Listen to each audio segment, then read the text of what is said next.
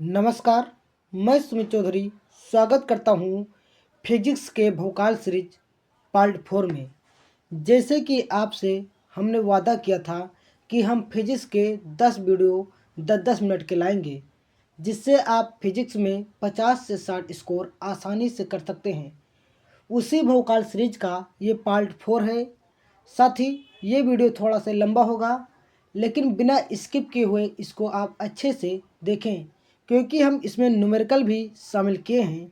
जो बच्चे न्यूमेरिकल से घबराते हैं तो न्यूमेरिकल को आसानी से समझने का प्रयास करिएगा, हड़बड़ाइएगा नहीं, आप आसानी से न्यूमेरिकल सीख जाएंगे। तो शुरू करते हैं क्लास को। आज का जो इम्पोर्टेंट क्वेश्चन है, प्रकाश विद्युत उत्सर्जन अथवा प्रकाश विद्युत प्रभाव क्या है। साथ ही आपको जिससे पता है कि सुमित सर कोई भी कंसेप्ट हो उसको एक बेहतरीन कंसेप्ट या ट्रिक के साथ में आपके माइंड में सेट कर देते हैं, तो घबराइएगा नहीं। वीडियो लंबा है, धैर्य बनाए रखिए और बिना स्किप किए हुए वीडियो को अच्छे से देखिएगा। तो साथी, प्रकाश विद्युत उत्सर्जन और प्रकाश विद्युत प्रभाव क्या है, दोनों का मीनिंग एक ही है। चाहे पेपर में पूछ सकता है प्रकाश विद्युत उत्सर्जन क्या है, प्रकाश विद्युत प्रभाव क्या है, बात एक ही है। तो बच्चे इसको हम समझ लेते हैं। बताए गए हेडिंग बनाएंगे प्रकाश का विद्युत प्रभाव। जब किसी धातु की सतह पर एक निश्चित आवृत्ति से अधिक आवृत्ति की, मतलब जो एक फिक्स आवृत्ति होती है उससे अधिक कर दो। बच्चे, जो एक फिक्स आवृत्ति होती है उससे क्या कर दो, अधिक कर दो आवृत्ति की प्रकाश किरणों को आपतित किया जाता है। आपतित मतलब गिराया जाता है। तो धातु की सतह से इलेक्ट्रॉनों का उत्सर्जन होने लगता है। इस घटना को प्रकाश विद्युत उत्सर्जन अथवा प्रकाश विद्युत प्रभाव कहते हैं। सर समझ में नहीं आया, अभी समझा देता हूँ एक चित्र के माध्यम से। तो बच्चे, अगर इस चित्र को आप गौर से देखिएगा, एग्जाम में नहीं बनाना है, बट मैं आपके माइंड में सेट करने के लिए ऐसा करता हूँ।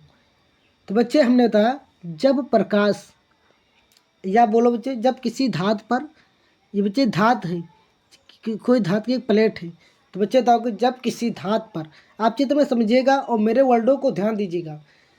जब किसी धातु की सतह पर, बच्चे धातु की सतह है और एक निश्चित आवृत्ति से अधिक, ये प्रकाश है बच्चे ना, तो एक निश्चित आवृत्ति से अधिक इस पर आपतित कराया जाता है, प्रकाश को आपतित कराया जाता है। तो धातु से इलेक्ट्रॉन निकलते हैं, धातु से इलेक्ट्रॉन निकलते हैं। कहने मतलब ये ऐसे नहीं निकलेगा, जो आवृत्ति फिक्स है उससे थोड़ा बढ़ाकर। तो बच्चे, आप इस चित्र को गौर करिएगा। आप बताएंगे जब किसी धातु की सतह पर एक निश्चित आवृत्ति से अधिक प्रकाश, मतलब यहाँ सूर्य बनाया गया बच्चे, प्रकाश आपतित कराया जाता है निश्चित आवृत्ति से अधिक, तो धातु की सतह से क्या निकलते हैं, इलेक्ट्रॉन निकलते हैं, या इलेक्ट्रॉन का उत्सर्जन होने लगता है। इस घटना को प्रकाश का विद्युत उत्सर्जन अथवा प्रकाश का विद्युत प्रभाव कहते हैं। अब बच्चे इसको अच्छे से नोट कर लीजिएगा, स्क्रीन पर दिख रहा होगा। बच्चे, बहुत मेहनत से वीडियो को बनाया जाता है, इसलिए आपका कर्तव्य है कि इसको लाइक, सब्सक्राइब और अपने दोस्तों में भेजिएगा, क्योंकि हम हैंड रिटन नोट दे रहे हैं। बच्चे, अब दूसरा क्वेश्चन क्या है, तो आप ये समझ गए कि किसी धातु की सतह से इलेक्ट्रॉन का उत्सर्जन ही, इलेक्ट्रॉन का निकलना ही विद्युत उत्सर्जन या विद्युत प्रकाश प्रभाव है। बच्चे, उसी तरह एक क्वेश्चन और है, प्रकाश विद्युत प्रभाव में देहली आवृत्ति से क्या तात्पर्य है। देहली आवृत्ति, तो बच्चे इसमें भी बता सकते हो, आपतित यहाँ लिख दिया गया है, आप आपतित भी लिख सकते हो, या जब से चालू करो। जब प्रकाश की, या बोलो प्रकाश की, बच्चे यहाँ से कहो प्रकाश की वह न्यूनतम आवृत्ति, प्रकाश की वह न्यूनतम आवृत्ति मतलब बहुत कम, न्यूनतम तो बहुत कम, जो धातु की सतह से प्रकाश इलेक्ट्रॉनों का उत्सर्जन कर सके, देहली आवृत्ति कहते हैं। इसे न्यूनार्थ से प्रदर्शित करते हैं। बच्चे, वहाँ पर भी बताया गया था एक निश्चित आवृत्ति से अधिक जब प्रकाश को आपतित कराया जाता है तो धातु की सतह इलेक्ट्रॉन का उत्सर्जन होता है, उसे प्रकाश का विद्युत प्रभाव बोला गया। यहाँ पर भी वही है बच्चे, यहाँ पर न्यूनतम बोल दिया गया है। जब न्यूनतम आवृत्ति का, जब धातु की सतह पर प्रकाश को आपतित कराओगे तो उससे क्या होगा, इलेक्ट्रॉन उत्सर्जित होंगे, उसे क्या कहोगे, देहली आवृत्ति। कोई डाउट, नो डाउट। बच्चे इसका फार्मूला भी बहुत इंपॉर्टेंट है, फार्मूला देखते जाइए, न्यू बराबर होता है C/λ0। कोई doubt, no doubt. Next question क्या है, आप देहली आवृत्ति समझ गए, उसमें क्या था, जब प्रकाश की न्यूनतम आवृत्ति किसी धातु पर गिराया जाता है तो उससे इलेक्ट्रॉन को उत्सर्जन कर सके, उसे देहली आवृत्ति बोला गया था। अब बच्चे यहाँ देहली की जहाँ पर देहली तरंगदैर्घ्य बोल दिया गया, वहाँ देहली आवृत्ति था, यहाँ पर देहली तरंगदैर्घ्य है।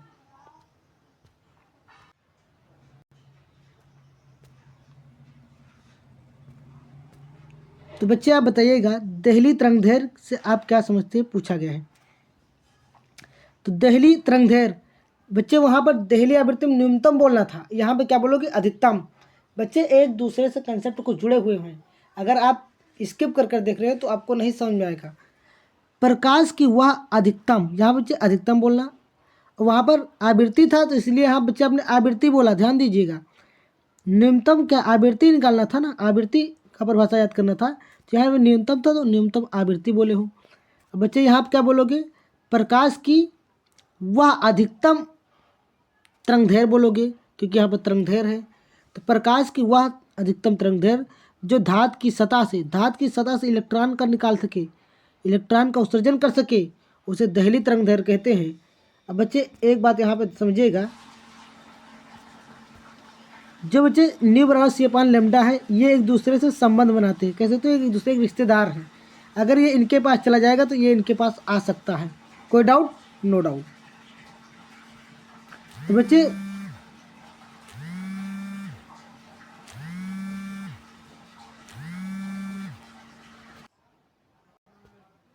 बच्चे हमने कहा ये एक दूसरे से क्या संबंध रखते हैं, ये एक दूसरे के रिश्तेदार समझ सकते हो, ये इनके यहाँ जा सकता है तो ये इनके यहाँ। तो न्यू बराबर C/λ, अगर मैं, ये आवर्तिक फार्मूला है, अगर मैं देहली तरंगदैर्घ्य की बात करूँ तो लैम्डा यहाँ पर आ जाएगा और न्यू यहाँ पर आ जाएगा। तो बच्चे ये फार्मूला उसी तरह लिखा गया है, कोई दिक्कत, एक फार्मूले से दूसरा फार्मूला भी तैयार हो जाएगा। अब बच्चे एक क्वेश्चन है, प्रकाश विद्युत कारफलन का अर्थ समझाइए अथवा कारफलन की परिभाषा दीजिए। बहुत इंपॉर्टेंट बच्चे, कारफलन। तो बच्चे आवृत्ति में भी न्यूनतम बोला गया था और कारफलन में भी न्यूनतम बोलना है। वह न्यूनतम ऊर्जा, अब कार्य करने के लिए क्या ऊर्जा चाहिए ना, तो यहाँ पर न्यूनतम ऊर्जा। और देहली तरंगदैर्घ्य में अधिकतम तरंगदैर्घ्य, नाम से पता है, तरंगदैर्घ्य में अधिकतम तरंगदैर्घ्य और आवृत्ति में न्यूनतम आवृत्ति और कारफलन में न्यूनतम ऊर्जा। वह न्यूनतम ऊर्जा जो किसी धातु की सतह से प्रकाश इलेक्ट्रॉनों का उत्सर्जन कर सके, उसे कारफलन कहते हैं। इसे W से प्रदर्शित करते हैं, इसका मात्रक इलेक्ट्रॉन वोल्ट या जूल होता है। बच्चे इसका फार्मूला होता है कार बराबर, मतलब W बराबर h²। अभी आपने न्यू को देहली आवृत्ति पढ़ा था, और देहली आवृत्ति बराबर क्या होता है, C/λ। तो बच्चे जहाँ पर न्यू है, जहाँ पर बच्चे न्यू है वहाँ पर हम क्या रख सकते हैं, C/λ रख सकते हैं। तो कार का दो फार्मूला बन गया, एक ये एक ये। अगर बच्चे मुझे देहली आवृत्ति निकालना हो तो इसको यहाँ कर सकते हो, इसको यहाँ, क्योंकि नीचे वाले इसका रिलेशन है। बच्चे जहाँ h क्या है, प्लांक नियतांक है, और h प्लांक नियतांक है, h का मान 6.6 × 10⁻34 जूल होता है। तो बच्चे इसको आपको याद रखना है, इस मान को, तभी आप क्वेश्चन को कर पाओगे। कोई डाउट, नो डाउट।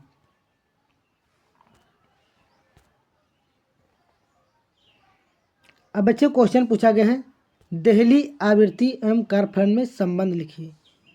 तो बच्चे इसको तो आप यहाँ ही पढ़ लिया था, कारफलन में ही यही संबंध वहाँ पर पूछा गया है क्वेश्चन बनाकर। तो बच्चे यही संबंध आप लिख दो, कोई दिक्कत, नो डाउट। और बच्चे जब भी संबंध पूछता तो उसका कौन चीज़ क्या है उसको भी बताना होता है। न्यू क्या देहली आवृत्ति है, h प्लांक नियतांक। कोई डाउट, नो डाउट। अब बच्चे हम कुछ न्यूमेरिकल को देख लेते हैं जो पेपर में बहुत इंपॉर्टेंट है, तो इसको समझिएगा, न्यूमेरिकल से घबराइएगा नहीं, क्योंकि सुमित सर है, आपको सिखा देंगे। किसी धातु का कारफलन 4 इलेक्ट्रॉन वोल्ट शून्य गतिज ऊर्जा के प्रकाश इलेक्ट्रॉनों के उत्सर्जन हेतु आवश्यक विकर्ण की तरंग दैर्घ्य होगी। बच्चे एक बात को गौर करिएगा, जब भी कार फलन लिखा होगा तो कार फलन का ही सूत्र लगेगा। बच्चे कार फलन होगा तो कार फलन का ही सूत्र लगेगा। तो बच्चे यहाँ पर कार फलन को क्या कहते हैं, डब्लू। और डब्लू का मान आपको दिया गया 4 इलेक्ट्रॉन वोल्ट। अब इसको इलेक्ट्रॉन वोल्ट में होता है तो उसको जूल में चेंज करने के लिए 1.6 गुणे 10⁻19 से गुणा कर देते हैं। इलेक्ट्रॉन वोल्ट रहेगा तो 1.6 गुणे 10⁻19 से गुणा कर देंगे। एच का मान आपको पता है। हमने कहा कि जब भी आपका कारफलन होगा तो कारफलन का सूत्र आपने पढ़ा था, डब्लू बराबर एच न्यू नॉट। अभी आपने कारफलन वाले परिभाषा में देखा है तो यहाँ पर न्यू तो दिया नहीं था, न्यू तो बच्चे न्यू से हमने क्या होता था, c/λ लिख सकते हो। परिभाषा में भी बताया गया था कारफलन वाले, तो बच्चे वही लिख दिया गया है। अब बच्चे यहाँ क्या आपसे तरंग दैर्घ्य पूछा, हमने कहा इससे इसका रिलेशन होता है, इसको यहाँ कर दिया, इसको यहाँ कर दिया। अब बच्चे तरंग दैर्घ्य पूछा है, विकर्ण की तरंग दैर्घ्य को लैम्डा कहते हैं। अब बच्चे मान पुट कर दो, बहुत आसानी समझा देंगे सवाल को। तो एच का मान क्या है 1 पॉइंट, ये बच्चे ये है एच का मान। बच्चे पहले देख लो एच और डब्लू का मान जो दिया गया है। तो बच्चे एच का मान जो है 6.6 गुणे 10⁻34 है। और सी का मान बच्चे क्या दिया है 3 गुणे 10⁸ हमने लिख दिया। ये होता बच्चे आपको याद करना पड़ेगा। और डब्लू का मान 4 रख दिया बच्चे यहाँ पर 4, और इलेक्ट्रॉन वोल्ट में था तो 1.6 10⁻19 से गुणा कर दिया गया था। अभी बच्चे यही मान हमने उठाकर रख दिया डब्लू वाला। कोई दिक्कत तो समझिएगा, वही रखा हुआ है। अब बच्चे इसको हल कैसे करते हैं, तो बच्चे दशमलव से दशमलव हट जाएगा, दोनों दशमलव हटा दोगे तो 66 आएगा, नीचे 4 10⁻34 है तो 34 लिख दिया, 8 है 8 उतार दिया, बच्चे वैसे उतार लिया। कोई दिक्कत। अब बच्चे क्या करेंगे, पावर कभी नीचे नहीं होनी चाहिए, ये माइंड में होना चाहिए कि पावर कभी नीचे नहीं रहेगा। तो बच्चे पावर को हमने 19 को ऊपर ले गए, यहाँ पे देख लीजिएगा, अभी नहीं ले गए हैं लेकिन आप समझने का प्रयास करिएगा। हमने इसको पहले काट दिया है, चाहे बच्चा पहले काट दो। तो 66 को 2 से काटोगे 33 आएगा, 16 को 2 से काटोगे तो 8 आएगा। अब 33 और 3 का गुणा कर दिया 99, और 8 चौक 32 नीचे कर दिया। अब पावर को मैंने ऊपर ले गए तो ऊपर पावर जाता है तो माइनस का प्लस हो जाएगा, प्लस का माइनस, पावर ऊपर नीचे जाता है तो चिन्ह बदल जाता है कहने का मतलब। अब बच्चे प्लस वाले जोड़ लिया 19 60 को तो हो गया 27, 27 में 34 कम कर दिया -7। 32 से जब भाग करोगे ये आ जाएगा, और पीछे जब दशमलव हटाएंगे तो पावर माइनस में बढ़ता है, तो 3 अंक पीछे ले जाएंगे तो 7 रहा, तो दशमलव हट गया तो 10 हो गया, और 10 को एक स्टाम्प पढ़ते हैं। इस तरह आपका आंसर आ गया। कोई डाउट? No doubt. अगर बहुत ही वीक होगा न्यूमेरिकल तभी आप नहीं समझ पाओगे, बहुत बेहतरीन तरह से बताया गया है। बट समझने का प्रयास करिएगा, समझ में आ जाएगा। बच्चे क्वेश्चन फिर लिया है, किसी प्रकाश संवेदी सतह के लिए दहली आवृत्ति 8 × 10⁻14 हर्ज है, पृष्ठ का कारफलन ज्ञात कीजिए। पृष्ठ का कारफलन ज्ञात करना है तो कारफलन तो हमने कहा जब भी कारफलन आएगा तो कारफलन का ही सूत्र लगेगा, हमने लगा दिया। कोई डाउट? No doubt. अब बच्चे आपको आवृत्ति दिया गया है न्यू, तो यहाँ c/λ इसकी जब नहीं लिखने की जरूरत है, जब दिया है तो क्या दिक्कत है। एच का मान हमने रख दिया और न्यू का मान रख दिया 8 × 10⁻14। जब इसको गुणा कर लिया तो ये आपका आंसर आएगा। यहाँ पर भी आंसर बोल सकते हो ये, लेकिन ये जूल में आया है। अगर इलेक्ट्रॉन वोल्ट में आंसर लाना है तो 1.6 × 10⁻19 से भाग कर दो। कहने मतलब है बच्चे कि अगर इलेक्ट्रॉन वोल्ट में आंसर देना है तो 1.6 × 10⁻19 से भाग करना होगा। तो हमने भाग कर देंगे तो 19 से 19 कट जाएगा, भाग कर दोगे आपका आंसर आ जाएगा। कोई दिक्कत? ये इलेक्ट्रॉन वोल्ट बच्चे आपको नहीं आता तो यहीं तक कर सकते हो, तब भी आपको पूरे अंक मिल जाएगा। बच्चे नेक्स्ट क्वेश्चन है, कारफलन कहेगा क्वेश्चन में कहीं पर भी तो कारफलन का सूत्र लगे। तरंग दैर्घ्य लैम्डा आपको दिया गया है, फोटॉन ऊर्जा का मान इलेक्ट्रॉन वोल्ट में कहते हैं, ये तो बता ही दिया है, तो ये बता दिया तो आपको भाग करना ही पड़ेगा। वही यहाँ पर अब बच्चे यहाँ पर एक बात को और देखना, फोटॉन की ऊर्जा और कारफलन का सूत्र एक ही होता है। जैसे वहाँ बच्चे W बराबर क्या होता है, h न्यू नॉट होता है। अगर ऊर्जा पूछेगा तो डब्ल्यू की जगह बच्चे क्या कर देंगे, इस डब्ल्यू जब ई कर देंगे। सेम फार्मूला, फोटान की ऊर्जा सेम फार्मूला होता है, फोटान की ऊर्जा का फार्मूला, और एच न्यू भी फोटान को लिखते हैं, कोई दिक्कत, नो दिक्कत। बच्चे सब मान दिया है, इस फार्मूले में रख दिया, डब्ल्यू जब ई कर दिया है बस फोटान में। बच्चे बहुत इंपॉर्टेंट है, मान रख देंगे और इसको 1.6 से भाग कर दिया गया है इलेक्ट्रॉन वोल्ट में बदलने के लिए। बच्चे इसको आप समझ सकते हैं, कोई प्रॉब्लम है तो कमेंट में ज़रूर लिखिए, सर मुझे न्यूमेरिकल नहीं आ रहा। मैं एक बार फिर से कोशिश करूँगा आपको समझाने का, बट मैं समय कम है तो वीडियो को थोड़ा फास्ट बना रहा हूँ। उम्मीद करता हूँ आप समझ रहे होंगे, अगर परेशानी है तो हम और स्लो कर दूंगा, आप कमेंट में कर दीजिएगा। अब बच्चे क्या है, आइंस्टीन के प्रकाश विद्युत समीकरण बच्चे की स्थापना कीजिए, इसके आधार पर प्रकाश विद्युत प्रभाव नियमों की व्याख्या कीजिए। बच्चे इस फार्मूले को प्रूव करना है, आइंस्टीन जब भी आएगा तो यही क्वेश्चन करना है, आइंस्टीन बहुत इंपॉर्टेंट है। तो बच्चे आइंस्टीन को हम एक बेहतरीन तरीके से समझाएंगे, इस फार्मूले को प्रूव करना है, ऐसा नहीं कि आपको नहीं आएगा। तो बच्चे थोड़ा सा थ्योरी को ध्यान देना है, बाकी हम कंसेप्ट के जरिए समझा देंगे। आइंस्टीन ने जर्मनी के वैज्ञानिक मैक्स प्लांक के क्वांटम सिद्धांत के आधार पर बताया कि जैसे कोई प्रकाश फोटान किसी धातु की सतह पर आपतित होता है तो फोटान की यह ऊर्जा, फोटान को हमने अभी बताया था एच न्यू कहते हैं, और वही तो ई बराबर एच न्यू होता है, चाहे एच न्यू बोलो चाहे ई बोलो। एच न्यू दो भागों में विभक्त हो जाता है, प्रथम भाग प्रकाश इलेक्ट्रॉन को धातु की सतह तक लाता है और जिसे कार्बन कहते हैं, और दूसरा भाग प्रकाश इलेक्ट्रॉन के अधिकतम गतिज ऊर्जा है, होगा बच्चे गतिज ऊर्जा लिख लेना, गतिज ऊर्जा प्रदान करता है। बच्चे नहीं याद हुआ तो भी याद करें। बच्चे अब ये इस तरह आप कंसेप्ट से समझिएगा। देखो आइंस्टीन ने जो थे मैक्स प्लांक के क्वांटम सिद्धांत के आधार पर बताएं, जब कोई प्रकाश किसी धातु की, अभी आपको परिभाषा स्टार्टिंग में याद करा, जब किसी धातु की सतह पर आपतित होता है, आपतित मतलब गिरता है, तो यह ऊर्जा जब यह गिरता है ना, कौन सा ऊर्जा, एच न्यू, समझिएगा एच न्यू दो भागों में बट जाता है, और जो दो भागों में बट गया ना तो उसका दो भाग जो है, एक कारफलन होता है, एक ई के। एच न्यू अभी आपको यहाँ बताएगा ना, एच न्यू देखो दो भागों में बट गया, डब्ल्यू प्लस ई के।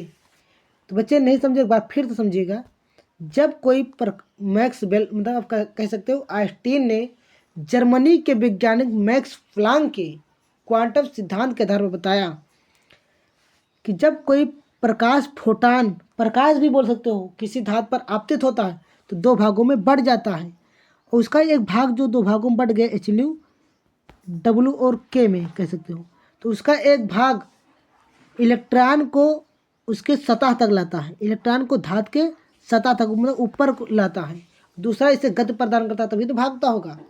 और जो धातु की सतह तक लाता है तो काम करना है, लाना है, काम करना है ना, तो काम करना है लाना, तो उसे कारफलन कहते हैं, और जो उसको गति प्रदान करता है उसे गति ऊर्जा कहते हैं। तो बच्चे एक बार हम यहाँ से समझेंगे, जब फोटान किसी धातु पर आपतित होता है तो धातु की तो आपतित होता है तो यह दो भागों में बढ़ जाता है, एक भाग इलेक्ट्रॉन को धातु की सतह तक लाता है जिसे कारफलन, दूसरा भाग उसे गति प्रदान करता है जिसे गतिज ऊर्जा कहते हैं, अधिकतम गति ऊर्जा कहते हैं। तो बच्चे इस तरह आपका फार्मूला पता हो गया। अब क्या करेंगे, डब्ल्यू को इधर ले आएंगे तो माइनस हो गया ई के। अब क्या बच्चे इसको पलट देंगे, ई के को आगे रख लिया है, ई के को उठा के इधर कर लिया है और इसको पूरा उठाकर इधर रख दिया। अभी आपको कारफलन में डब्ल्यू बराबर एच न्यू पढ़ाया गया है, कारफलन वाली परिभाषा में, तो डब्ल्यू जब एच न्यू लिख दिया गया, दोनों में एच है तो एच कॉमन ले लिया, न्यूमरस लैम्डा। बच्चे प्रूव होगा, देख लीजिएगा, यही लाना था, कितना आसान था। आइंस्टीन जरूर एग्जाम में आएगा बच्चे। अब बताया गया बच्चे, यदि उत्सर्जित इलेक्ट्रॉन का अधिकतम वेग, अभी बच्चे प्रूव नहीं हुआ है, सॉरी, अभी आगे और लाना है।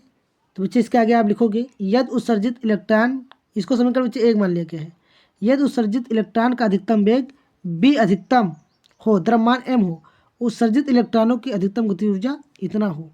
गतिज ऊर्जा तो बच्चे फार्मूला भी याद करिएगा, गतिज ऊर्जा की ये होता है बस। तो बच्चे ई के यहाँ पर है, ई के यहाँ पर, इसको समीकरण 2 मान लिया गया। जब बच्चे दोनों में एक तरफ समान होता है तो वो हट जाता है, ई के हट जाएगा। अब इसके बराबर इसको लिख दो या इसके बराबर इसको लिख दो, बातें ही। तो बच्चे इसके बराबर इसको लिख दिया गया, इसके बराबर इसको, एक मिनट थोड़ा हटा दें। तो बच्चे समीकरण 1 और 2 से अब इसको उठाकर इसके बराबर लिख देंगे और इसको क्या हटा देंगे, बस आपका प्रूव हो जाएगा। बच्चे वही लिख दिया गया समीकरण 1 2 से। अब बच्चे प्रूव हो गया। यही समीकरण आइंस्टीन की प्रकाश विद्युत समीकरण कहलाती है। बच्चे यही क्वेश्चन को जो 1 नंबर में पूछा गया था 2 नंबर बच्चे कि इसको समझाते हुए आइंस्टीन के समीकरण के विद्युत लिखिए। तो बच्चे इसको एक बार पढ़ लीजिए, वही है, सिर्फ फार्मूला लिखना था इस क्वेश्चन में। तो सेम क्वेश्चन है, तो मैं नहीं बताऊंगा, नहीं वीडियो बहुत लंबा हो जाएगा। अब बच्चे उसी पर एक क्वेश्चन है कि एक फोटान बच्चे हमने बताया एच न्यू होता है, फोटान एच न्यू होता है या ई भी कहीं लिख सकते, तो ये सब ऊर्जा है। कुछ शब्द एक ही फार्मूला होता है, बस आपको तरीका समझना है। तो एक फोटान जिसकी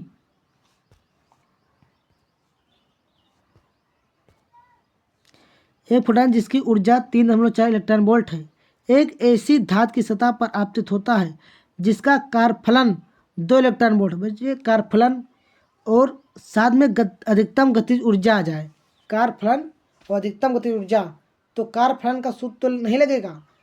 हमने कहा कारफलन आई तो कारफलन का सूत्र अभी नंबर को बताया, लेकिन कारफलन के साथ में अधिकतम गतिज ऊर्जा की बात हो जाएगा तो आइंस्टीन का समीकरण लगेगा। इस समीकरण को बच्चे अच्छे से तैयार रखिएगा।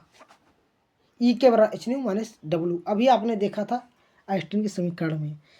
बच्चे क्या समझो न्यूमेरिकल के लिए, सर आपने बताया कि डब्ल्यू मतलब कारफलन होगा तो कारफलन का सूत्र लगेगा, डब्ल्यू बराबर एच न्यू, न्यू जब सी पान लैम्डा रख सकते हैं।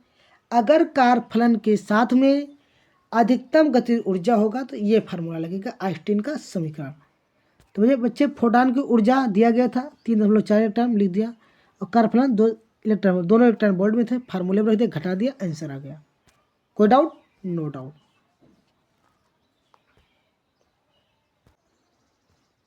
बच्चे क्वेश्चन और लिए गए हैं, सीजियम के पृष्ठ पर इतने एंगस्ट्रॉम तरंगदैर्घ्य का प्रकाश आपतित होने पर निकलने वाले फोटान इलेक्ट्रॉनों की अधिकतम गति ऊर्जा कीजिए और कारफलन दिया गया है।